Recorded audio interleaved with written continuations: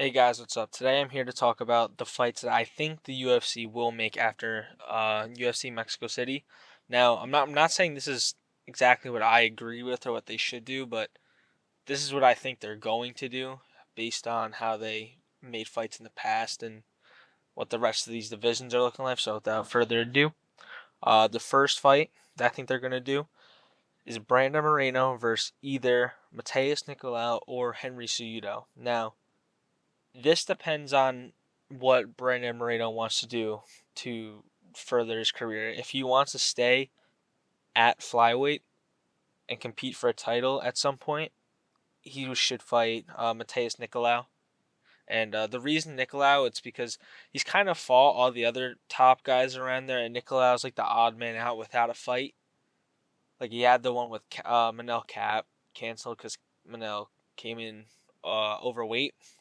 But Cejudo has been calling him out, and they can do another headline of a Mexico card, and he was the one who missed weight.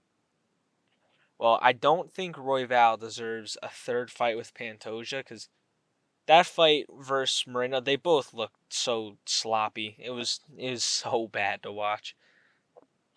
I get the altitude definitely played a factor, but you can't look like that and go fight for a title. Like same thing with Ortega, who's gonna be on here later, but like the altitude just made all the fights look so much sloppier. Because there's no way. I've seen all those guys look a lot better. But yeah. So this is a true number one contender fight because Manel Cap is good on the mic.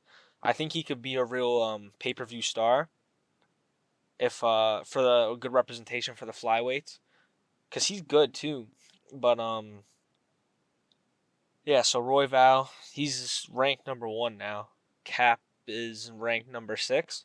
So winner of this goes fights Pantoja, especially if they have a good highlight reel finish, which I think they can. But yeah, you can't look the way Royval did and go fight for a title immediately after. It just was not good enough, wasn't decisive enough, especially after getting beat by Pantoja the fight before. It's not like he's already lost to Pantoja twice, so getting that trilogy is just a hard sell, especially when you're the one chasing the title. With Moreno, it was different because he had the title and Pantoja was a contender. But it's just hard. It's hard to sell these trilogies where the guy's already down 2 fights. Like the same thing, Max and Volk. We saw that went. Max just lost the third time. Moreno lost the third time. It's just really hard to sell. But yeah, Cap could be a real moneymaker in the flyweight division. He's good in the mic. He clearly speaks his mind. So I think this is a good fight to make. Next, Pantoja versus Albazi. Now I know I don't like this either, but other than Albazi, there's just no real clear-cut contender other than Amir Albazi. He's coming off a win over, I think, Kai Kara-France was his last fight. Now I thought Kai won the fight, but doesn't matter. It does not matter what I think. It just matters what the judges think, and they gave it to Albazi. And I think Pantoja beats him anyway.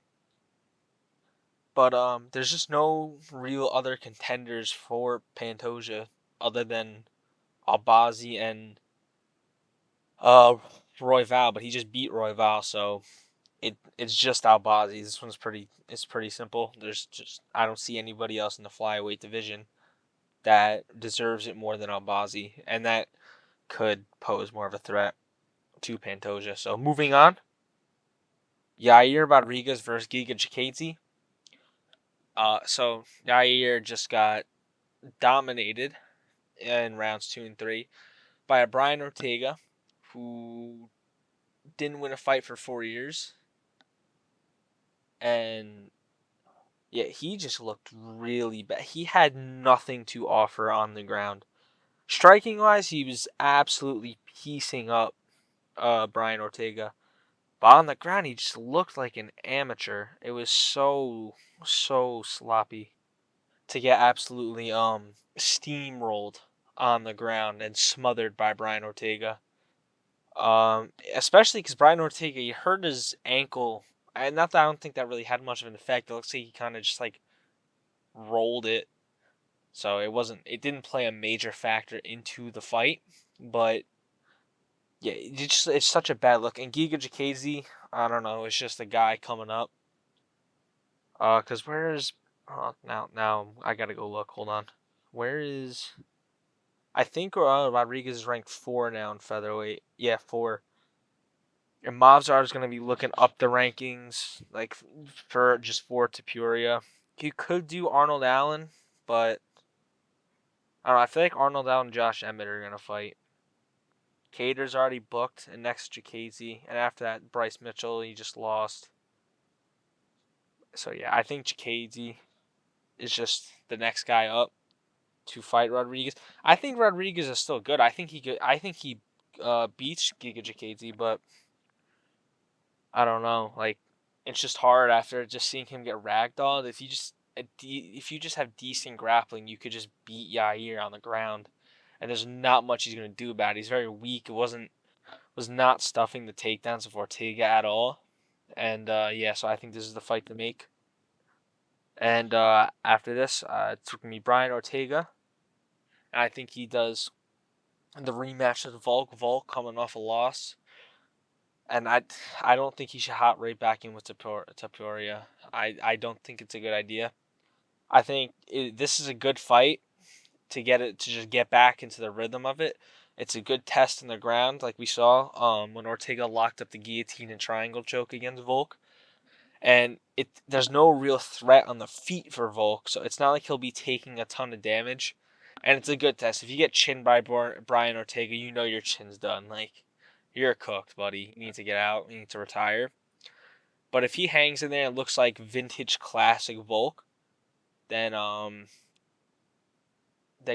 then he could fight Topuria after that, maybe early 2025, like February, March 2025. Because I think he should wait to fight Ortega till later in the year. Thinking maybe September, August at earliest, and then if he takes no damage in that fight, he can go fight Ilya in December maybe. But that also depends, because I got on the next fight for Ilya after this. But it also depends like how they're both feeling. I think this fight more likely happens January, February 2025. I'm talking about Volk Ilya. This fight should probably happen September, August, and then Ilya versus the winner of this, which I think would be Volk, could happen in 2025, early 2025, late 2024, like December 2024. Which brings me to the final fight to make of this video. I just lied straight to your faces. There's 2 more. This is the second to last fight. Now, why Merab Sandhagen? It's very irrelevant. That's because of the fight coming up. I think you guys get it by now. But this is for the interim bantamweight championship.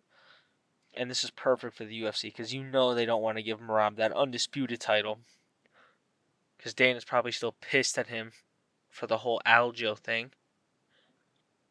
And you know how Dana is. Dana gets pretty petty. Like, when he's pissed at you, he's pissed. He's not letting you off the hook easy. And Corey Sandhagen, both these guys deserve a title shot over Cheeto. Cheeto getting the shot just sets this division back.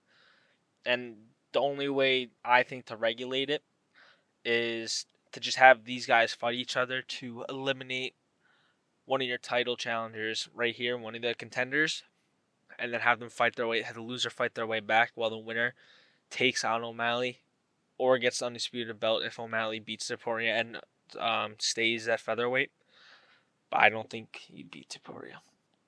But that brings me to the final fight to make of the video, and that would be Sean O'Malley versus Ilya in Spain. Whenever they go to Spain, maybe July. I think they said July maybe could be a date. Depending if Sean, I think he's gonna beat Cheeto, but if that goes to a 5-round decision and it's like a brutal slugfest that O'Malley takes some damage and they might have to push it back from July, like maybe they got to go in September, October. But I think Ilya would be willing to wait to fight Sean in Spain because A, it's a big name. B, it's a fight I think he knows he's going to win. I think he's going to win. And yeah, so I think this is a good fight for Ilya, especially if he wants to make a lot of money. Like this is the money fight for him. I no other fight, other than maybe a rematch that could get him as much money, especially if it's in Spain, dude. If it's in Spain, oh my. But yeah. Now, not saying I agree with this whatsoever, but I just think this is the path the UFC is going to follow. And yeah, so I hope you guys enjoyed the video. I'll try to get more consistent with the uploads, but yeah, that's it. Hope you guys enjoy. Have a good one. Peace.